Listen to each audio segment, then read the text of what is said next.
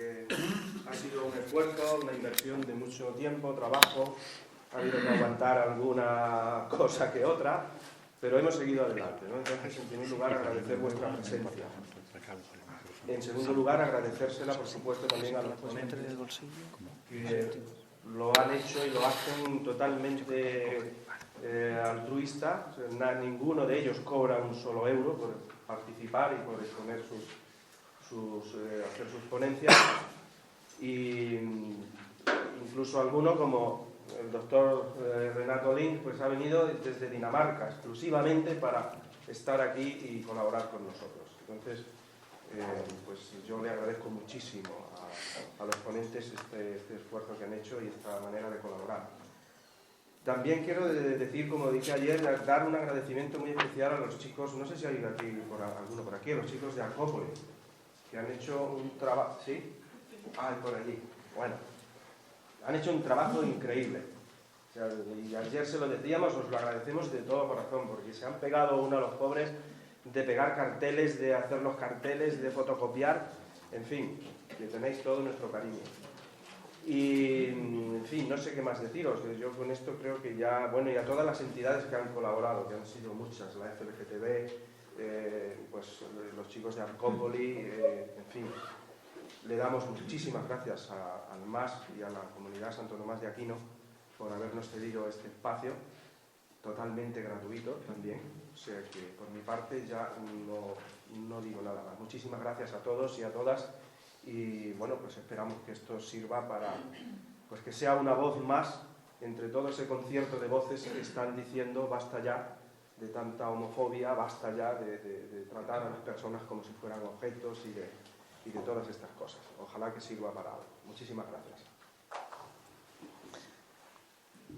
Bueno, pues bienvenidas y bienvenidos todos.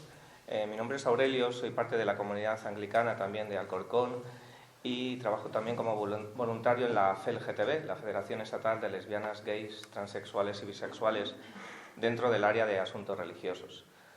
Bueno, ¿por qué unas jornadas sobre fe y orientación sexual?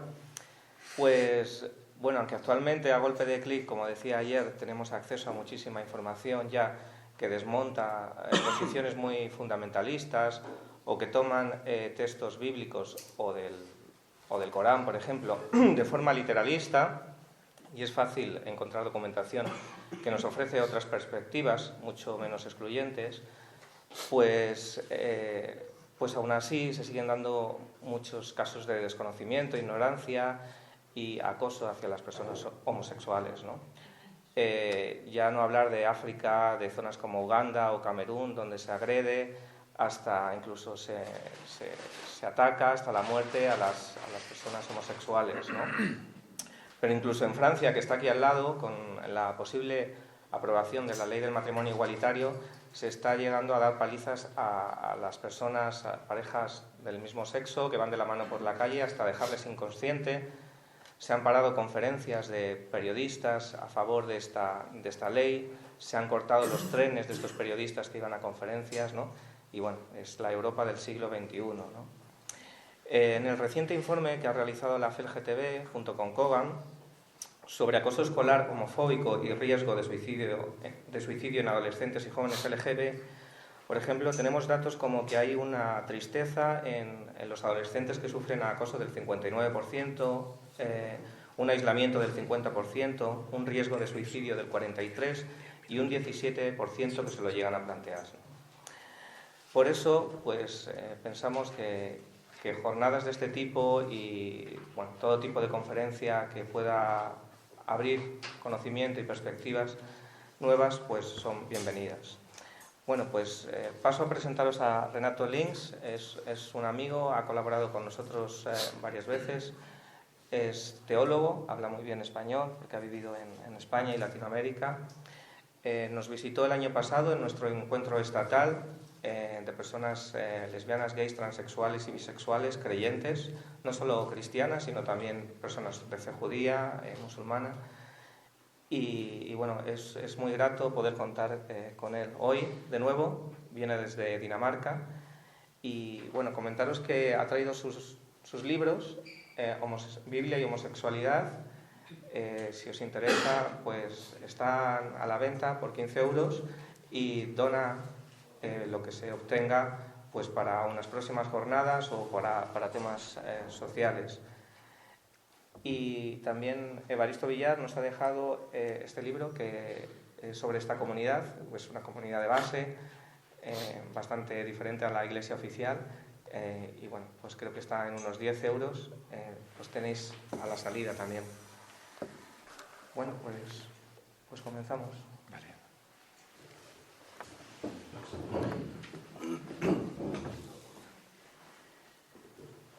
Buenos días. Buenos días. Para mí es un gusto estar aquí por varias razones. Habiendo vivido un tiempo en España en años anteriores, siempre da gusto volver a los lugares de los hechos y reanudar amistades y hacer nuevas amistades. Y por otra parte, me encanta hablar de un tema que me apasiona, que llevo 10 años estudiando y que no termino, y que no terminará nunca, porque cualquiera que haya hecho alguna investigación en el tema que sea, y desde luego en la Biblia, sabe que eso es cosa de nunca acabar. Pero ahí también está una parte de la emoción, siempre nos queda algo por descubrir más adelante. Entonces lo que os traigo hoy es una pequeña presentación de mis hallazgos de los últimos años sobre este tema de por qué se reprime el amor homoerótico, como yo les digo, y a ver si hay un problema de traducción en esta temática, ¿no?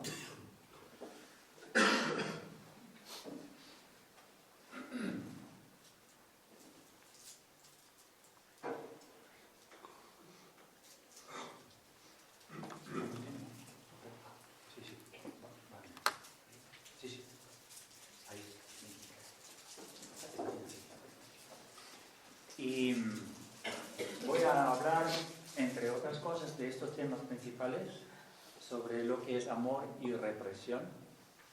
Después hablaré algo de las confusiones terminológicas que son muy populares y están muy difundidas en el Vox Populi. ¿Qué significa para nosotros Biblia y homosexualidad si vemos las palabras aparte? ¿Qué hay de interrelación entre la traducción y la tradición de la Iglesia? ¿Y qué significa la transferencia ilegítima cuando hablamos de lingüística? Y por último, sacar unas conclusiones de lo que vamos comentando. Primero, entonces, hablar un poco de dos conceptos que nos son conocidos a todos los presentes. Todos sentimos amor o hemos sentido amor por alguien y todos hemos vivido y visto de cerca algo de la represión del mismo, de esos sentimientos amorosos. No sé si tenemos que apagar un poco la luz para ver lejos. Por lo menos la luz de enfrente, ¿no? Ahí. Así está bien, ¿no? Vale, así está bien. Gracias. Entonces tenemos aquí una pareja que no necesita explicación para muchos de vosotros y vosotras. Aquí hay otra que tampoco merece o necesita mucho comentario. Yo utilizo estas dos imágenes como representantes del amor homoerótico.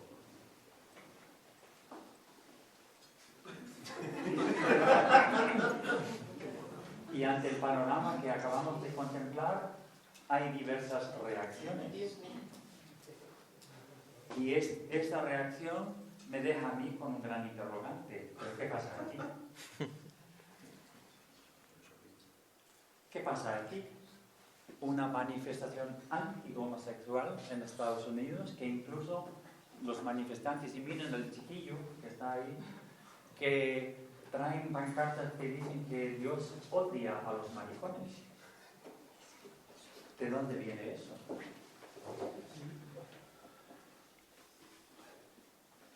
un chico en Francia que llama la atención a la gente presente que existe un problema de homofobia y él representa una organización a la que se puede dirigir la gente que sufre problemas por eso. Y también me pregunto, ¿por qué es necesario esto? ¿Por qué no celebramos ese amor que hemos visto en esas imágenes anteriores? Si en tantas otras ocasiones celebramos cuando la gente se ama, ¿no?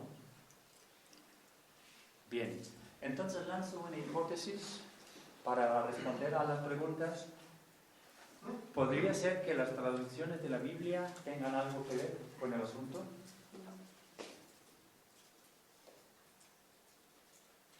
Hay una imagen de mi libro, que ahí lo tenemos delante. Y ahora entro en el terreno de la terminología y hablaré un poco de las confusiones que existen ahí, que hay unas cuantas. Y voy ahora a hacer una pequeña digresión que tal vez nos pueda ayudar a aclarar los conceptos. Una pequeña excursión a la República de Irlanda, que la cultura irlandesa es un poco sui generis, y el sentido de humor de los irlandeses no es igual ni a la danesa ni a la española. Pero voy de todas maneras a tratar de traducir un chiste que cuentan en Irlanda y seguramente me va a salir fatal, pero así eso es lo que pasa. Pero creo que nos puede ayudar de todas maneras. Entonces el chiste habla de una persona que recorre una zona, unos caminos rurales de Irlanda. Podría ser, por ejemplo, no sabemos, pero en el condado de Limerick, y ahí se pierde, ¿verdad? Porque se entra por esos caminos y ya no sabe dónde está. Y llega un momento en que tiene que acercarse a un vecino del lugar para preguntarle, oiga, por favor, ¿me puede indicar el camino para ir a Dublín? Y le mira el vecino y le dice, si yo estuviera en su lugar, yo no comenzaría el viaje aquí.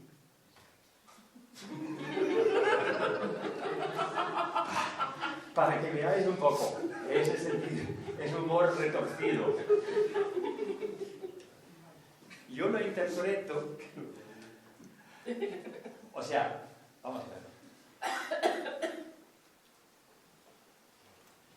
Yo lo interpreto así. Lo que está diciendo, si lo traducimos a un lenguaje normal, se puede decir de dos maneras.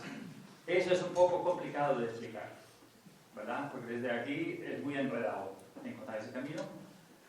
Y por otro lado, pues le puedo dar algo de información, pero no toda.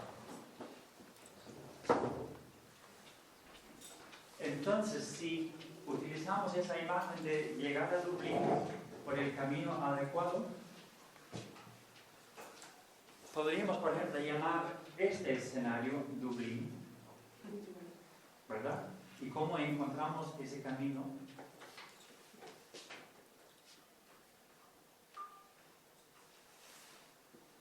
Y luego sigue la pregunta, porque estamos hablando de la Biblia en un momento dado, ¿es posible llegar a Dublín por las páginas de la Biblia? Y la pregunta la podemos reformular como la Biblia habla del amor homoerótico.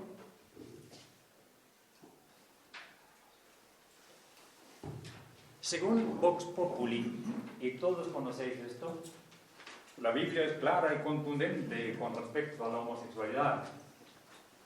O la Biblia condena tajantemente las relaciones homosexuales y punto. ¿Verdad? No hay que decir más sobre el tema. Pues eso es de sobra conocido, ¿no es cierto? Pero, esperad un momento. Yo quiero hacer un pequeño alto en el camino y preguntar, ¿qué significan realmente las palabras que utilizamos?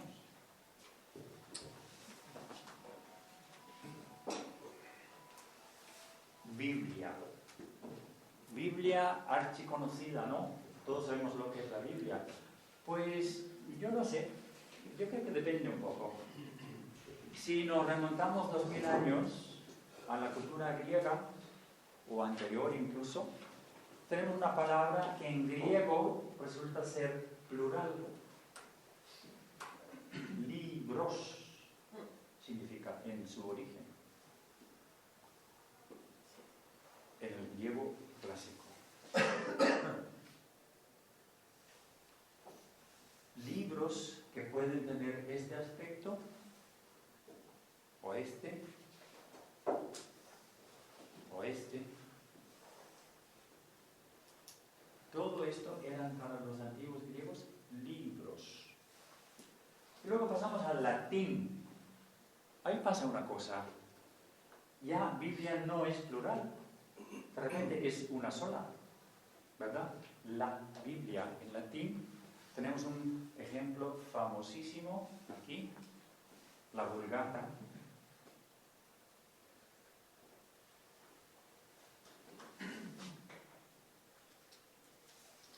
Pasa luego después la palabra a otros idiomas, para todos conocidos, la Santa Biblia, ¿habéis visto? Singular, ¿verdad? En otros idiomas pasa lo mismo. En alemán, die Bibel, singular. En inglés, the Holy Bible, no hay ninguna S plural ahí. O sea, ahí ha pasado una cosa conceptual, ¿verdad? De ser una colección de libros, de repente ya es una sola.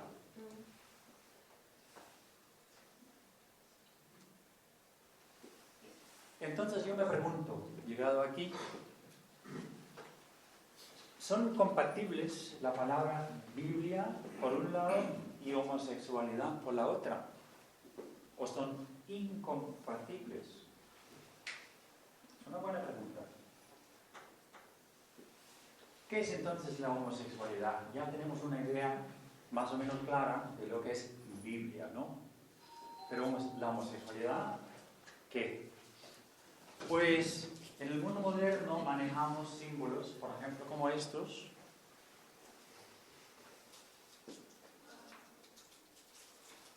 Pero pasa una cosa curiosa. La Biblia ya hemos visto que es una palabra muy antigua, pero esta otra no. Tiene apenas, ¿cuántos serían? 140 y pico de años, ¿verdad? Y nace en Alemania. Acuñada por un húngaro, periodista húngaro, que vive en Alemania, y él la acuña uniendo dos elementos, una parte del griego y otra parte del latín, para que veáis. Ahí tenemos entonces una palabra moderna, ¿verdad? Acuñada en tiempos cercanos a los nuestros.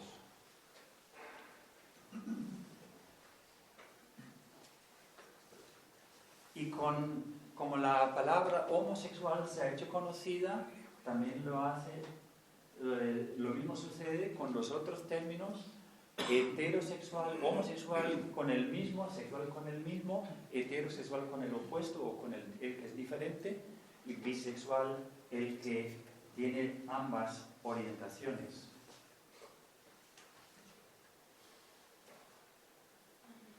Y ya también son conocidos porque la cosa sigue evolucionando y estas siglas son archiconocidas, y la palabra queer también se está imponiendo en la teología. Ayer hemos visto, por ejemplo, los que habéis ido a la facultad de biología, hemos visto cómo la palabra solía ser despectiva en la cultura anglosajona, pero que actualmente está saliendo como término reivindicativo. Lo raro, lo extraño, lo curioso, ya lo reivindican, y hay mucha gente LGTB que se identifica también como queer. Un poco como plan desafiante. Entonces tenemos dos palabras, Biblia y homosexualidad, y vemos que en el tiempo las separa 2000 años como mínimo.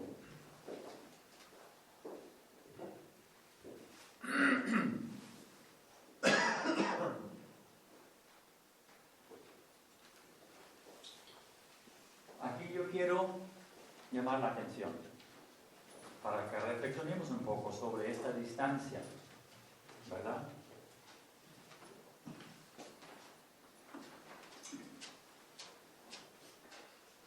Y ahí es donde entra un poco el concepto de la transferencia ilegítima, que se utiliza en lingüística cuando tenemos dos mundos muy distintos o muy alejados entre sí. Coges un concepto de uno y lo insertas en el otro, sin pensarlo mucho.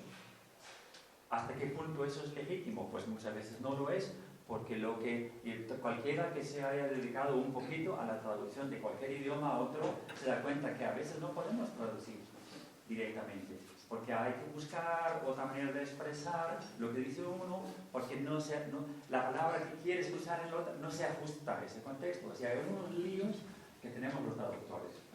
Para eso estamos ahí. Pero es tremendo eso.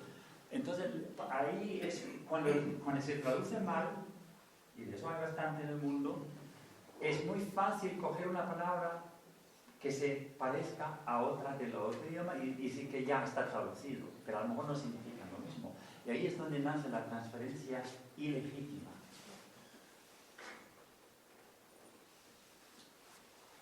Un ejemplo. Si vamos a la cultura griega antigua y miramos el amor homoerótico masculino, los términos más frecuentes son estos. Tienes el erastés, que es el hombre adulto, maduro. El erómenos es el joven adolescente amado por el otro, forman pareja. Y ese tipo de amor se llama en la antigua Grecia la paiderastía, que significa literalmente el amor de los muchachos o el amor por los muchachos. Que va muy bien descrita. Hay sobra de testimonios en la literatura griega sobre este tema, que formaba parte de esa cultura. Y con esto no quiero idealizarlo, pero simplemente era un hecho en la cultura de la antigua Grecia. Luego pasamos a la época moderna, un salto de 2000 años, ¿y qué pasa ahí? Pues tenemos la palabra pederastia, que se parece bastante, ¿no es cierto?, a la paiderastía que acabamos de ver. Casi se diría que son iguales, ¿no? Y evidentemente tienen la misma raíz, por supuesto.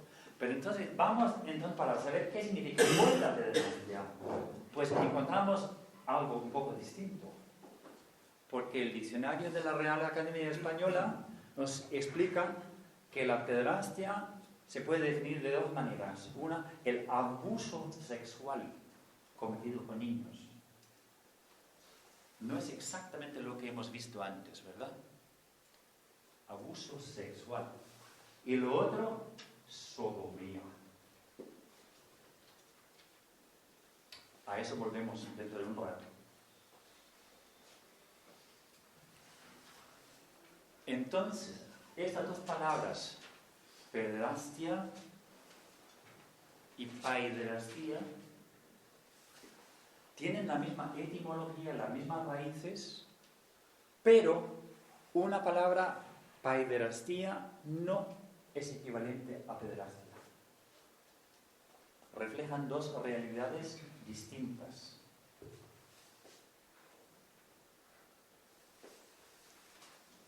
Volvemos un momento a la afirmación que antes hacía la Vox Populi. La Biblia es clara y contundente con respecto a la homosexualidad.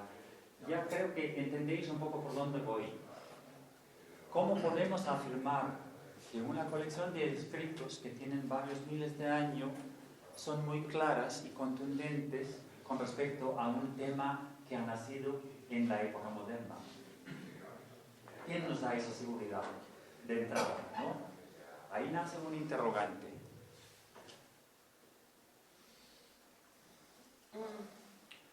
Yo recomendaría en este terreno otra manera de proceder. Primero, evitar traducir conceptos antiguos usando términos modernos, porque caemos en esa trampa de pensar que son iguales y no lo son. Y lo mismo, cuando estamos traduciendo algo antiguo, evitar traer nuestra terminología de hoy, que no existía en ese entonces, y meterlo en el texto, traducido, porque caemos en el mismo error en el sentido inverso, usando terminologías confusas e ilegítimas incluso.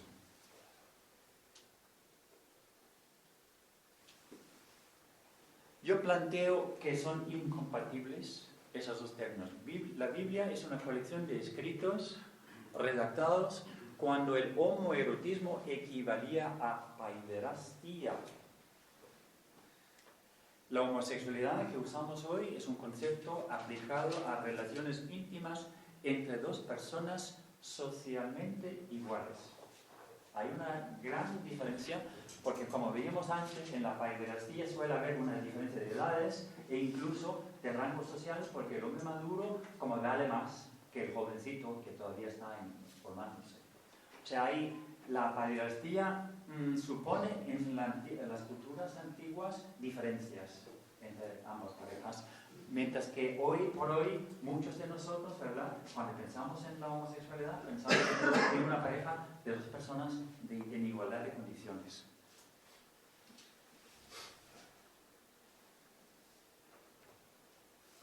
Yo recomendaría, para evitar un poquito esa confusión, en lugar de homosexualidad, cuando hablamos de términos bíblicos y otros, usar homoerotismo o amor homoerótico. Porque trasciende un poquito las barreras que hemos comentado. Entonces, ¿qué pasa con los textos bíblicos? Porque ahora hemos visto la terminología y las confusiones que hay. Pero entonces, si llegamos a las páginas de la Biblia, ¿qué encontramos ahí? ¿Qué pistas nos da la Biblia para saber del amor homoerótico en aquellos tiempos? Aquí vemos un pedacito de texto, una parte en griego y una parte en hebreo. Bueno, según la tradición de la Iglesia, estos textos nos enseñan algo sobre nuestro tema. Ahí tenemos el famosísimo texto de Sodoma y Gomorra, está el Levítico 18, el Deuteronomio, el libro de los jueces, la carta de Pablo a los romanos, a los corintios y a Timoteo. Eso está clarísimo. Según la tradición, que ahí es donde hay que buscar lo que dice la Biblia.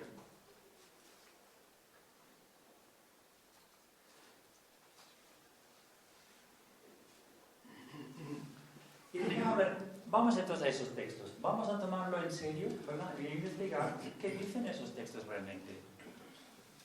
Bueno, salen una serie de temas ahí. Hablan de injusticia, hablan de opresión del extranjero vulnerable, hablan de destrucción, de relaciones incestuosas, de violaciones, polémicas políticas, de extravagancias culticas de las culturas paganas, hablan de relaciones sexuales irresponsables y hablan de comercio sexual explotador.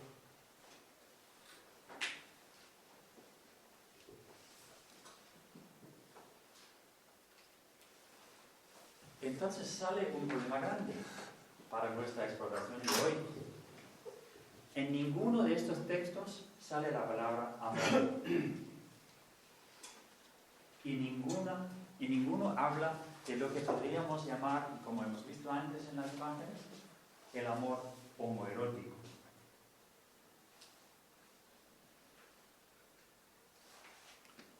Entonces pienso yo que, visto eso, los cristianos llevamos siglos tratando de llegar a Dublín, por usar la metáfora de antes, por el camino equivocado. Hemos comenzado el viaje en el lugar equivocado. Nos han enseñado a identificar el amor homoerótico con injusticia, con destrucción, delincuencia y paganismo. Que no es poco, ¿verdad? Mucho cargamos. Entonces, ¿por qué nos equivocamos siguiendo ahí, ¿no? Porque hay muchísima gente que sigue eso. Pues yo creo que es esto. Confiamos excesivamente en dos factores. Confiamos en que la interpretación bíblica tradicional tiene razón. Porque seguramente con tantos años ya, seguramente todo eso está ya resuelto. Y lo otro, nos basamos en traducciones sin darnos cuenta que muchos traductores traducen desde el prejuicio, transfiriendo ilegítimamente significado de un idioma a otro.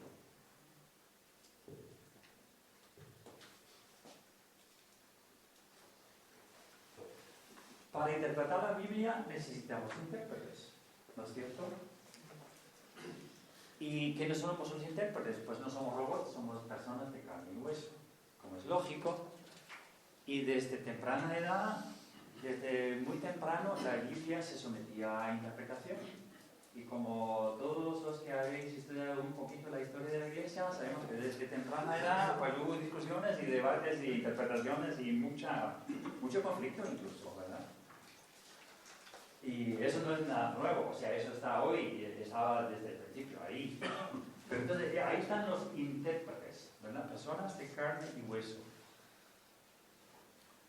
Y ya desde épocas antiguas la Biblia llamaba la atención a mucha gente y la tradujeron.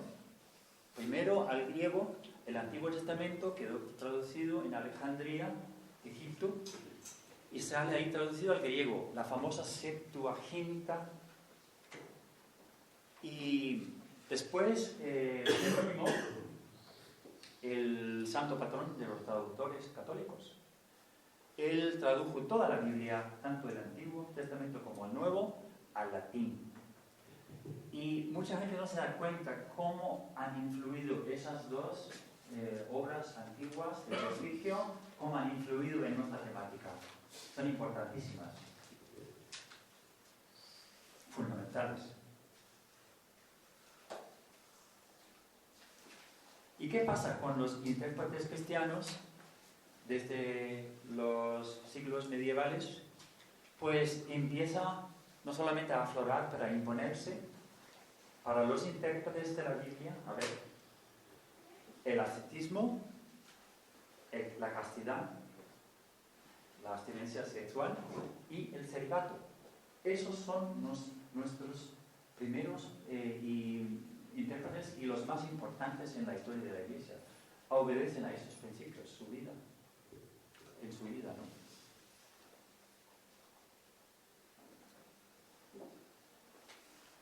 Uno de los más famosos y de los primeros, contemporáneo de Jerónimo, es Agustín de Hipona. Otro importantísimo para nuestra temática, no tan conocido como los demás, es Pedro Damián, un fraile italiano del siglo XI. A él vuelvo dentro de un rato. Y Tomás de Aquino, del siglo XIII. Son 3 ejemplos, hay muchos más. Pero que aquí no se salva nadie. En el protestantismo también pasan cosas. Y Martín Lutero consiguió reformar algunas cosas que él encontraba, que él desaprobaba en la Iglesia Católica, pero en esta temática, por decirlo de alguna forma homófoba, él sigue igual. O sea, no logró reformar nada. Y por eso también muchas iglesias protestantes hoy están iguales, prácticamente, que la católica.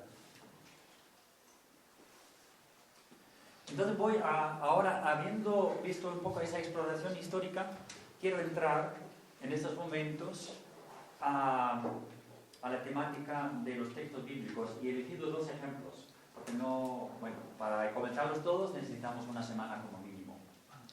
Entonces me voy a limitar y muy brevemente y muy por encima comentar los textos. El primero y el más importante del Antiguo Testamento es la leyenda de Sodoma y Gomorra, que está en el Génesis. Y el otro texto que voy a utilizar como ejemplo es la carta de Pablo la primera a los Corintios, capítulo 6. Y voy a enseñaros un par de ejemplos de interpretaciones muy frecuentes que existen, pero que desgraciadamente son equivocadas.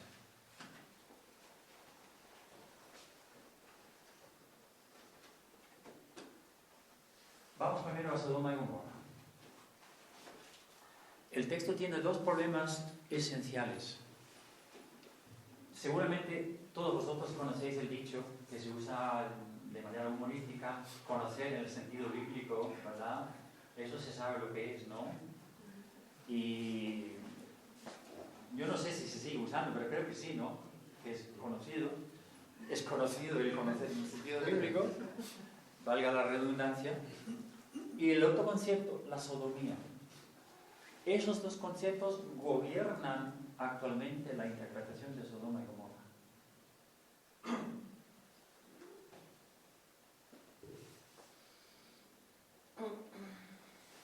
El problema es el siguiente.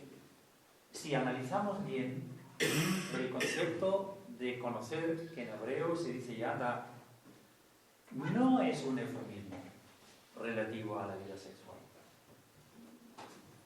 Y por eso es incorrecto el mismo dicho, conocer el sentido bíblico. Realmente no tiene sentido, no tiene fundamento. Entonces, si no es eso, ¿qué? Pues en la Biblia hebrea, o en el Antiguo Testamento, conocer es un concepto factual, cognitivo, que se usa también en el campo jurídico. Define las relaciones entre las personas. En el sentido de reconocer. O sea, es tanto conocer como reconocer. Significados, ejemplos. Conocer significa conocer, en el sentido que lo usamos nosotros normalmente, de reconocimiento de algo, estar consciente también. Y luego puede significar averiguar algo, o sea, obtener un conocimiento de manera activa, buscar conocimiento, averiguar, indagar, investigar. Y luego el sentido jurídico, que es curioso, pero está ahí y hay muchos ejemplos, reconocer a alguien, formar una alianza o un tratado, firmarlo con alguien. Y después, en el matrimonio, se refiere al vínculo formal que se establece entre dos personas cuando entran en matrimonio. Por eso dicen, por ejemplo, de una mujer que no ha conocido, y eso está muy mal traducido en muchos casos, que no ha conocido varón. Pensamos, pues algo sexual, no es eso. Dice el hebreo que no ha conocido marido. La palabra ish significa tanto hombre como marido. Y una mujer que no ha conocido ish significa que no está casada. Y luego dicen, pero espérate, en el Génesis 4, versículo 1, dice que Adán conoció a Eva y después nace un hijo. Entonces, pues sí, tienes mucha razón, pero eso es lo que sucede muchas veces cuando la gente se casa, luego le nace un hijo.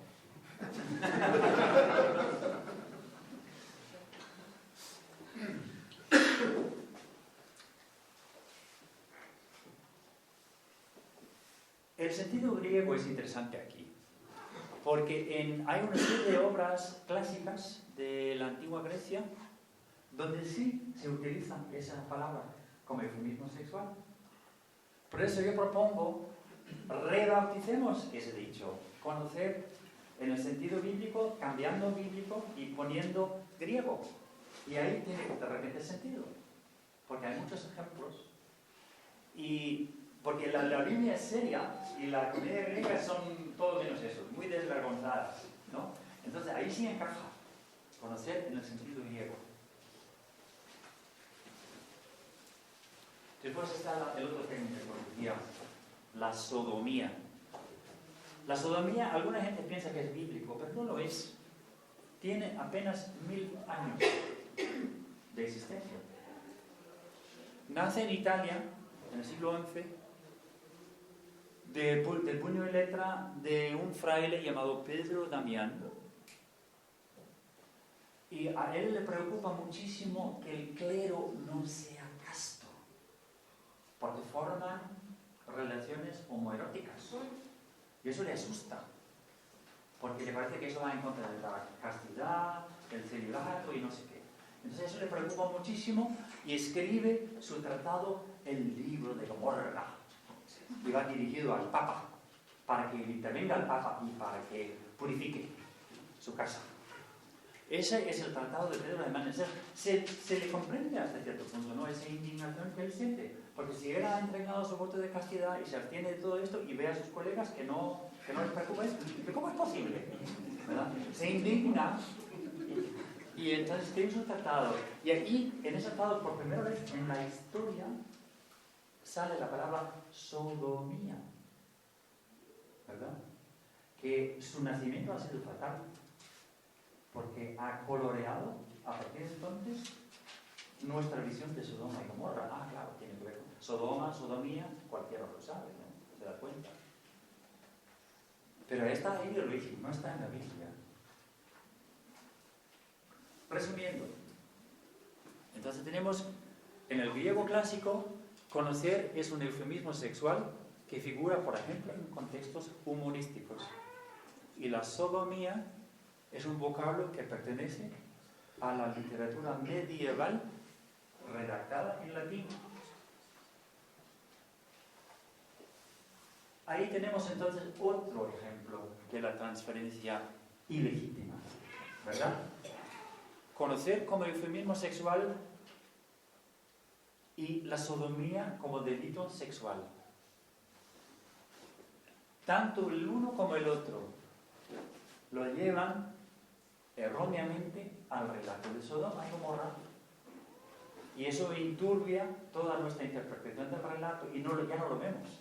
Lo vemos siempre a través de este filtro que nos han puesto, interpuesto entre nuestros ojos y el texto. Y nos perdemos lo que dice el texto originalmente, totalmente, ¿verdad? Porque vemos lo otro, pero no vemos lo que está ahí.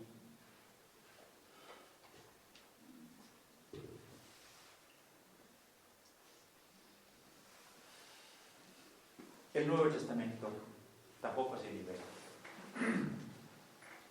Este dicho creo que por muchos de vosotros conocido, ¿verdad? Yo tengo amigos personales que se han asustado tanto que han dejado de leer la Biblia. No os engañéis, ni los fornicarios, ni los idólatras, ni los adúlteros, ni los afeminados, ni los sodomitas, ni los ladrones, ni los avaros, ni los ebrios, ni los maldicientes, ni los rapaces poseerán el reino de Dios. Eso está claro, ¿no?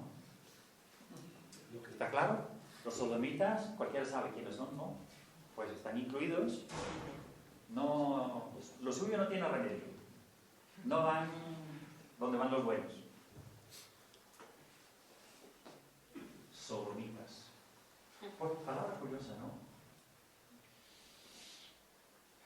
Vamos a ver otra versión. La Nueva Biblia de Jerusalén. No os engañéis, ni impuros, ni idólatras, ni adúlteros, ni afeminados, ni homosexuales. Uy. Ni ladrones, ni avaros, ni borrachos, ni ultrajadores, ni explotadores heredarán el reino de Dios. Cambio curioso, ¿no? Antes esta versión dice sodomitas y ahora estamos con homosexuales. ¿Cuál de esas dos tiene razón? Es un asunto de debate, ¿no? Y bastante. La palabra griega es esta. La manzana de la discordia es esta. Arsenokoitai. Es una palabra curiosísima porque no se ha encontrado esa palabra en ninguna parte antes de Pablo. Entonces debemos concluir que, pues, a lo mejor nace de él la inventa. Arsenokoitai. Y eso nos deja con un gran interrogante. Entonces, ¿qué significa? Si no hay antecedentes, pues estamos un poco así, ¿verdad? A la buena de Dios, pues quién sabe. Otra cosa. entre los académicos no se ponen de acuerdo.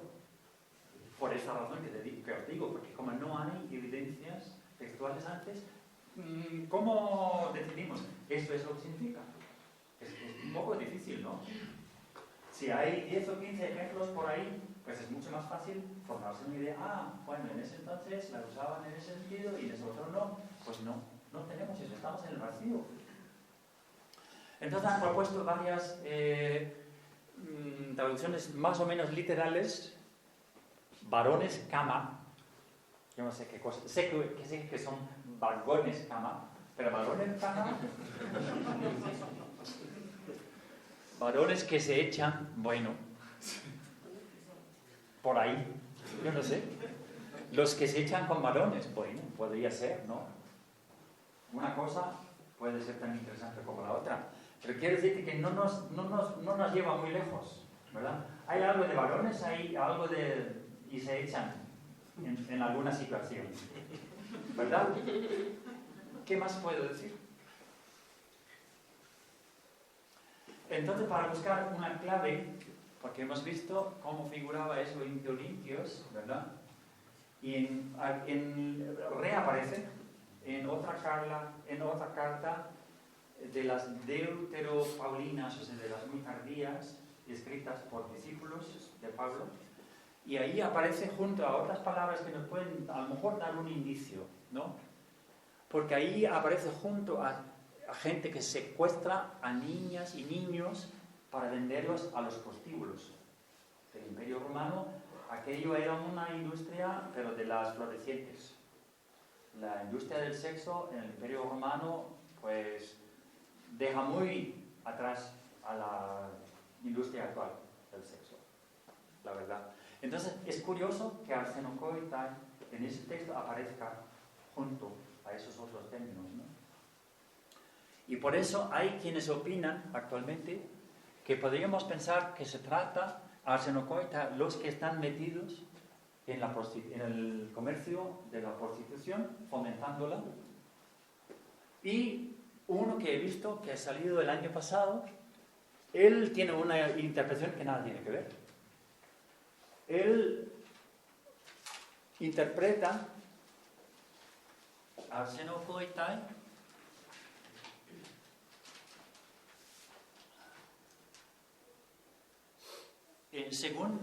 porque en la primera de Corintios, anteriormente, de llegar ahí, Pablo habla de un hombre escandaloso que pasa en Corintio, donde hay un hombre que vive con la mujer de su padre. Seguramente su padre ha muerto, entonces ellos dos forman pareja después.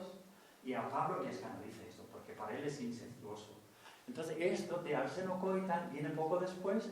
Entonces esta interpretación que aporta un teólogo australiano piensa que la palabra se relaciona con lo del incesto por muchas razones que no voy a entrar aquí porque no tenemos tiempo. Pero en fin, está ahí, os lo lanzo para decir la mucha variedad de interpretación que existe, porque como no conocemos bien el término, pues tanto vale tu criterio como el mío, ¿no? Hasta luego, aviso. Entonces, lo que sí vemos es que arsenokoitai no tiene ningún vínculo con lo que llamamos hoy homosexual, porque os acordáis que en la época en que escribe Pablo, ting ting ting ting ting ting ting ting ting ting ting ting ting ting ting ting.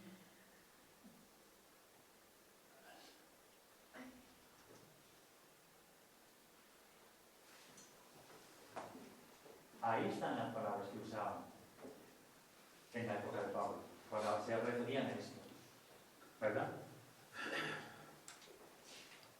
Entonces damos un salto grande otra vez para llegar hasta aquí.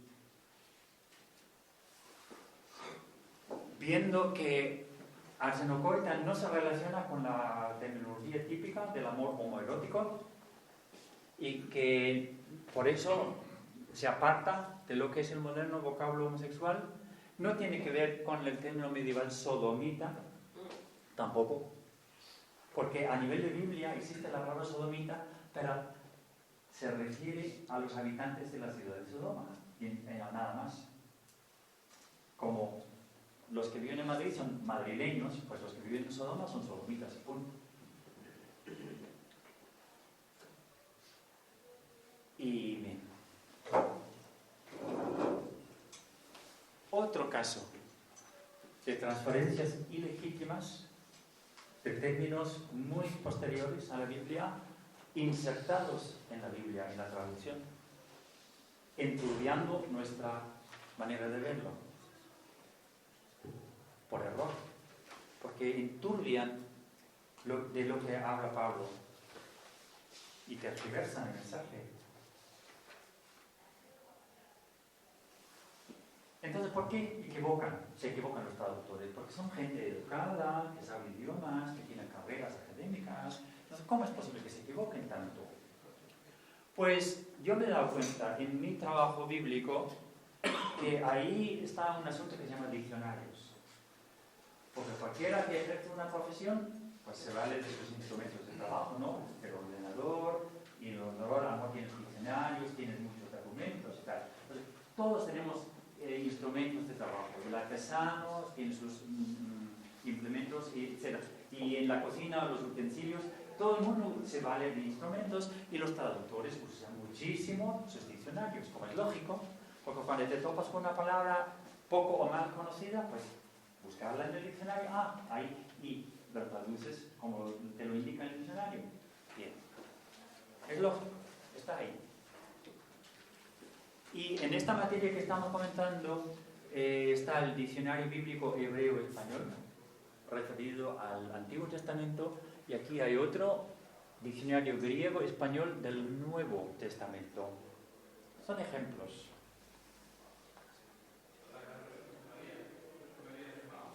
¿Y qué pasa cuando tenemos diccionarios? Pues muchos diccionarios, sobre todo los de prestigio, tienen larga vida. Siguen ahí muchos años, ¿verdad? En la estantería, y son consultados una y otra vez. Las obras de prestigio son consultados constantemente. Y lo que pasa en los diccionarios, como están ahí tantos años, ¿verdad? Pues perpetúan las traducciones. Y muchos de esos diccionarios, a la hora de escribirse, retoman traducciones hechas por los diccionarios anteriores, como es lógico. Cualquiera que hace un diccionario o una traducción busca las anteriores para ver cómo lo hicieron ellos, ¿no? Entonces, un vocablo muchas veces hace el salto de un diccionario a otro, como es lógico. O sea, eso en sí no es problemático. Solamente cuando hay error es donde nace la bronca, ¿no?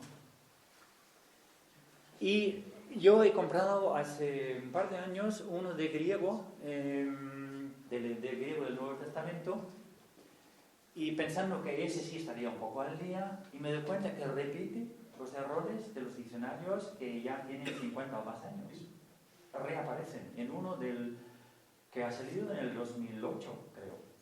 O sea, siguen ahí los mismos errores de siempre.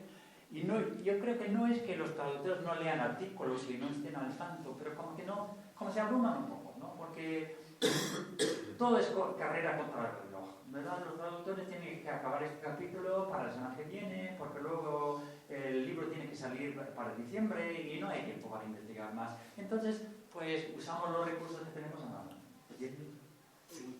5, ya casi termino.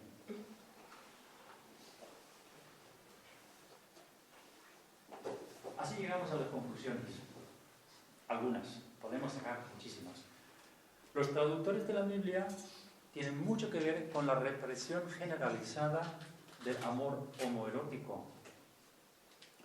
Y una de las razones de esto es que atribuyen al amor homoerótico mal traducido estas cualidades repugnantes que antes hemos visto. Luego el grave problema de las transferencias ilegítimas que realizan los traductores al transportar un concepto de una cultura a otra muy distinta. Y concluyo que por ese camino no vamos a llegar a Dublín, y al pobre lector que se queda con esa traducción, ¿verdad?, mal traducida, realmente se pierde de esos caminos. Entonces, podemos terminar diciendo, bueno, entonces, ¿cómo sí llegar a Dublín? Si por ese lado no, pues de acuerdo. Entonces, ¿es que Dublín existe o no en la Biblia? A ver. Si hemos dicho que Dublín es esto, para nuestro contexto de hoy, ¿dónde? Pues yo propongo iniciar el viaje en el lugar adecuado. ¿Dónde hay amor homoerótico en la Biblia? ¿Por qué no empezar ahí? Pues si leemos el libro de Ruth, tenemos un relato apasionado de la fidelidad de por vida entre dos mujeres, que me parece un lugar muy interesante. Para empezar, si vamos al libro de Samuel, ahí tenemos la historia curiosísima, también apasionada, la amistad entre dos jóvenes, David y Jonatán, que también se juran fidelidad por vida.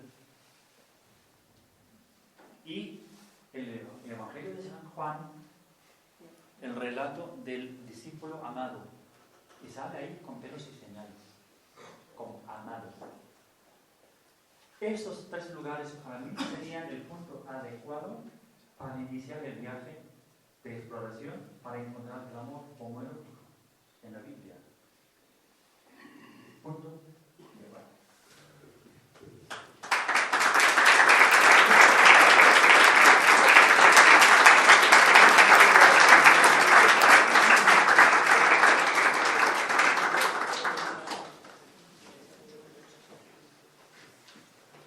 Si alguien tiene que hacer o quiere hacer alguna pregunta o comentar algo, adelante.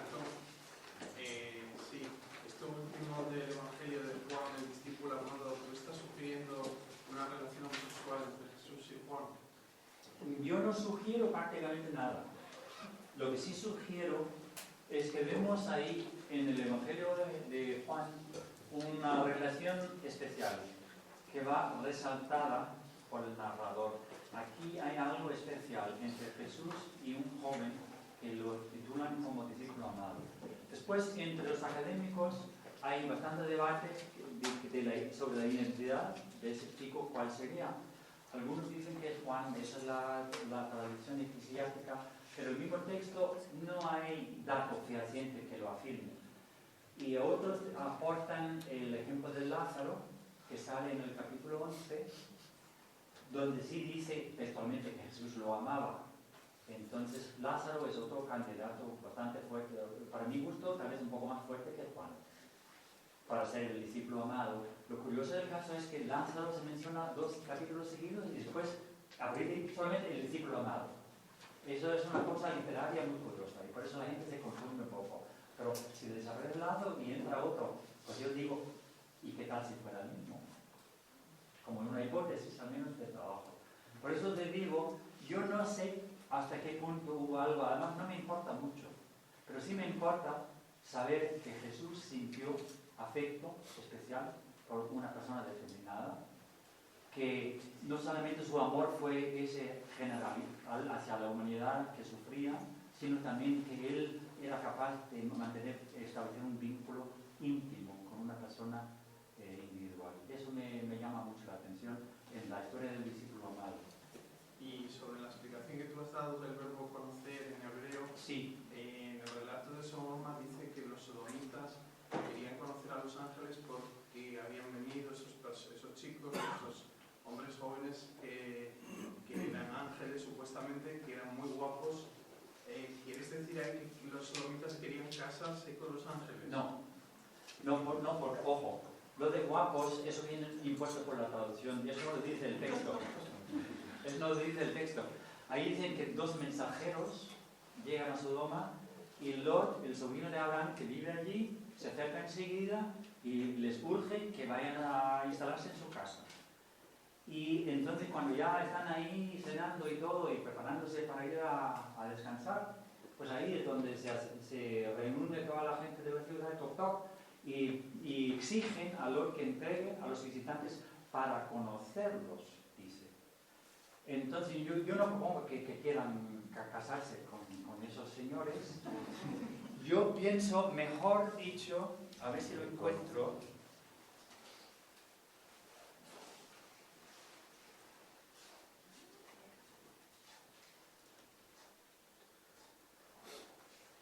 Sí. Un momentito.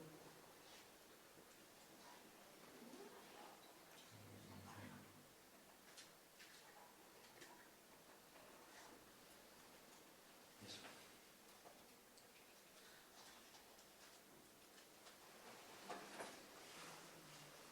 Bien.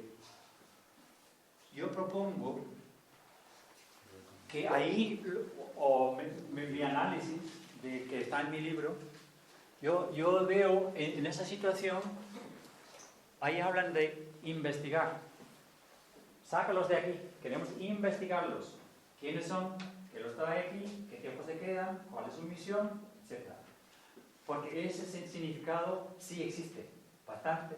Incluso en el mismo relato de Sodoma, lo veo, está ahí en mi libro, no tenemos ahí tiempo para entrar en la materia con mucho detalle, pero el caso, el conocer aparece 6 veces. 6 apariencias en el texto de Sodoma. Y este es el caso número 4. ¿Sabes? O sea, no es el primero, es el caso número 4. Y el tercero es de investigación que le antecede. Ahí es donde Dios dice, voy a bajar a Sodoma para ver qué pasa, quiero conocerlo, investigarlo, ¿verdad? Eso le antecede a este. Y luego llegan estos, sácalos para que los conozcamos. Y gramaticalmente es la misma forma en el hebreo que el anterior. Por eso digo, esto es investigar, es investigarlos, policialmente. Pero no eran guapos, dices tú, en algunos textos sí dicen. Podría ser. A mí no me importaría que lo fueran. No, pero eso es clave para saber si realmente era conocimiento sexual lo que querían tener o era Mira, es que no puede ser. investigación policial. Está bien, pero está bien. Yo lo analizo en mi libro y me remito a él porque ahí tengo todo un capítulo dedicado a esa materia. Y te lo digo también porque es que no, es imposible si analizas el conocer en su conjunto, que son 6 casos en el texto.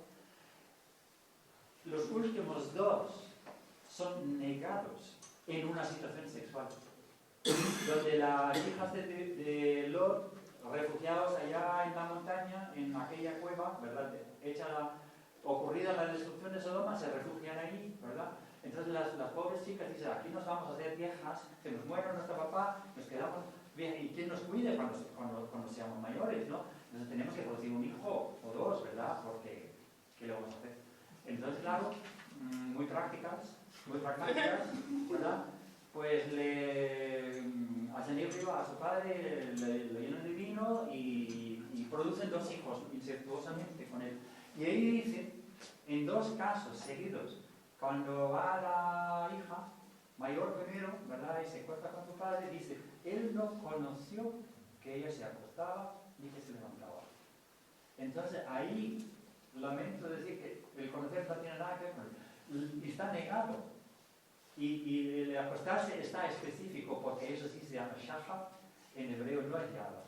O sea, hay una situación sexual al final del relato, descrito con términos sexuales, y donde el conocer es negado. El Lot no conoció, o sea, no tuvo conocimiento, o a lo mejor no tiene responsabilidad jurídica, pero sucede. Por eso digo, el conocer es mucho más amplio y no es sexual, porque el sexo en hebreo se describe con otros verbos. Pero sí, ¿Qué sentido tiene que les ofrezca a las hijas? ¿Quieres ayudarme un poco en la traducción? Porque hay más. Sí. Vale, no, yo lo que sí rogaría es que no monopolicemos las preguntas, porque entonces se nos va el tiempo. ¿Qué sentido tiene que les ofrezca a las hijas como, digo, no os voy a sacar los ángeles, Mira, pero tener a nuestra... Es un asunto enorme que no entendemos. Ahí está también porque nosotros queremos transferir nuestra interpretación al texto, como es lógico, ¿no? Porque como no entendemos lo que hace Lot, y es un asunto así, que me ha llevado como un año. Y yo lo interpreto de esta manera. Toda la gente de Sodoma está ahí a la puerta, todos los hombres, las mujeres no. Que son altas horas de la noche, ellas cuidan la casa. Ahí llegan los varones, ¿verdad? Toc, toc. Entonces Lot está ahí, entre la espada y la pared, ¿verdad? Sale y cierra la puerta, dice el texto, porque no quiere que entre. ¿De acuerdo? Él defiende eso. Entonces dicen, no puedo hacerlo, porque es imposible, incluso inconcebible para él, entregar a un invitado que acaba él de ofrecerse en una cena. Tú no puedes hacer esto. Sería rebajarte de una categoría moral y ser como un infiel, prácticamente todo lo que él es. Entonces él tiene que defender a ultranza a sus invitados. Entonces se le ocurre una cosa en esa urgencia. ¡Ay, qué hago! Entonces hace una cosa que no entendemos nosotros, porque no lo haríamos, y por eso no lo entendemos. ¿Sabes lo que quiero decir? Porque hoy lo consideramos amoral entregar a una mujer de la familia, y sobre todo a una niña, a trueque de otra cosa, ¿verdad? Eso para nosotros es amoral. En esta cultura es diferente, porque vemos, por ejemplo, cuando Abraham y Sara viajan a Egipto y llegan a la tierra de Gerar. Sara es guapa, hermosa, y Abraham teme por su vida, porque seguramente van a coger a Sara y la llevan al rey y a mí me matan, si saben que soy su marido. Así que mejor diles que eres mi hermana. Él lo dice en 2 ocasiones. Y ¿cómo se llama? La trampa le sale bien, ¿verdad? Entonces a Sara la llevan al harén del rey y todo, pero claro, no es ese el plan de Dios y entonces se forma la bronca con el rey. Pero ahí tienes una situación donde la mujer es la que tiene que ir de frente cuando hay dificultades para salvar a los demás. Y otro ejemplo que tienes, Isaac hace lo mismo con Rebeca en una ocasión, exactamente lo mismo. Pero en todos los casos los descubre, ¿no? Y luego los expulsan del país y tal. Pero una situación interesante también es Jacob, cuando él vuelve casado ya con 4 mujeres, él quería una sola y sale con 4 al final, pobrecito. Cuando él sale de allí y va en encuentro de su hermano, que llega con 400 hombres armados, le entra el pánico. Y no es para menos, porque sabiendo el crimen que él cometió con su hermano, ahora cree que ya ha llegado la hora de la venganza. Entonces, ¿qué hace? Pues pone delante ¿a quién? Mujeres e hijos. En la primera fila. Y después todo lo demás. O sea, él utiliza la indefensión de los más vulnerables como escudo. ¿Sabes lo que quiero decir? Yo veo a Lot hacer lo mismo. Los miembros indefensos de su familia, él los pone delante. No, toma estos. A esos otros no los podéis tocar. Yo lo veo como una especie de trueque que él les propone. Toma, esas son seguridad vuestra. Tomadlas durante la visita de esos señores. Por favor, dejadme tranquilo, que yo actúe de anfitrión. Tomad estas hijas mías como seguridad y cuando se vayan ellos, se devuelven. Ese es el trabajo que él ponga. Las consideran como rehenes, entonces. Perdón. De alguna manera. Perdón, ahí habían levantado la mano antes. Sí. Yo entiendo, o sea, que la traducción del texto bíblico a veces es un rompecabezas, ¿no? Por los términos son muy difíciles, no está puntuado. Sí. Pero en un texto que no sé que has mencionado, pero no se lo puedo decir brevemente, en Romanos 1, 26, 27, Sí. yo ahí no veo, no tengo el texto griego en la cabeza, pero no veo ahí error de traducción, hombres con hombres, mujeres con mujeres, que rompen el orden natural. Claro. Ahí yo no veo que haya problema de traducción, me parece a No, mí. no tanto. Un poquito sí, pero no tanto. El problema es que ahí no habla de amor, habla de pasiones. ¿Has visto? No habla de pasión. O sea, algo pasa en esa escena de Romanos que la gente no se fija. Porque yo cuando pienso en el amor homoerótico, yo pienso en una relación íntima con una sola persona. No hablo de pasiones. Yo no ando ahí. Bueno, yo tampoco critico a los que buscan varias parejas. Eso no es mi asunto. Pero quiero decir que Pablo no habla de eso. Y nos perdemos un poco por ese lado.